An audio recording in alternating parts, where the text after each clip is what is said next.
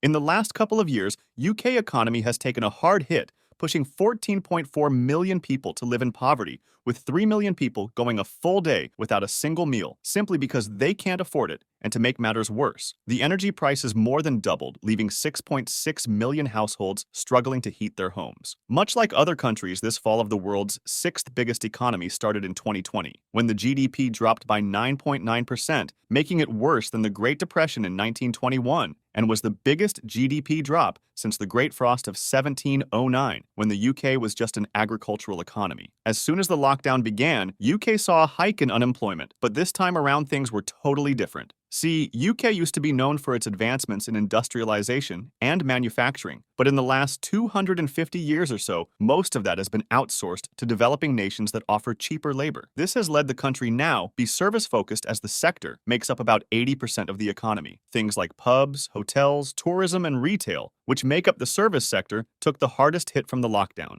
The government did dump a good £376 billion in COVID response payments, but that wasn't enough. People were still struggling to make ends meet, so they turned to the Universal Credit. This is a social security program which was replacing 6 benefits programs. So the working age population who was getting universal credit doubled from 2.9 million in February 2020 to 6 million people in March 2021. Now, any country would hope to see things get better after COVID, but that wasn't the case for the UK. The number dropped, but it's still at 5.7 million people who are using the universal credit. There are several reasons for that, and one of them is the overall fragile service sector. Even though the sector is the biggest employer, a lot of businesses in this sector were already struggling before COVID. And with their sales taking a hit, the number of businesses who were struggling with debt rose to around 1.5 million, which is about 27% of all businesses in the UK. These businesses were not able to rehire their workers as they would have wanted, leaving more people out of a job. To make matters worse, just like the US and Canada, Bank of England also dropped their rate first to 0.1% to help with the dropping GDP.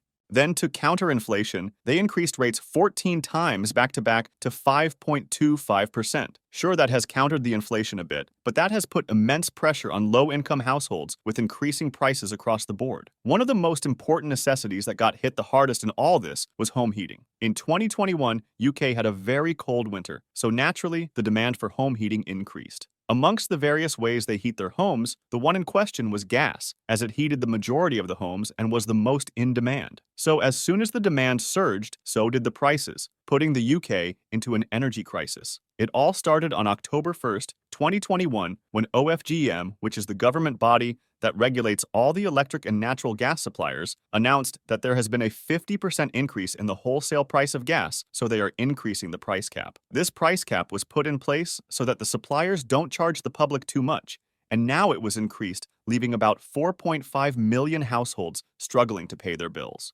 This price cap was reviewed every 6 months, meaning on the next review date of April 1st, 2022, they announced that the already high prices were made worse by Russia invading Ukraine, and this time around the cap was increased to £1,971 a year, which was more than a 73% increase compared to what people were paying just over 6 months ago. Since then, the price cap went through some political ups and downs when the new Prime Minister Liz Truss resigned just 44 days after taking office. After that roller coaster, today the price cap is sitting at £1,923 a year, which is a bit lower than the previous high, but it's still a ridiculous amount because home heating is not something that people can compromise on. And UK's low-income individuals are struggling with this the most, as almost 22% of the UK population have relatively low income, meaning they make less than £18,000 a year. That income at the current price cap leads to people paying more than 11% of the after-tax income on energy bills. On the other side, there is a big housing affordability crisis going on, which has increased the average rent to £868 a month,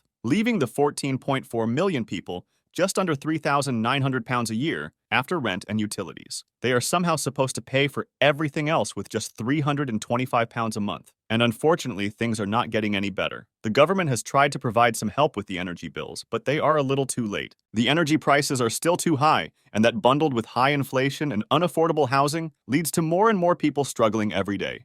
So as we watch how the UK tackles its economic problems, let me know what videos you want me to make in the future. Please like and subscribe, and thanks for watching.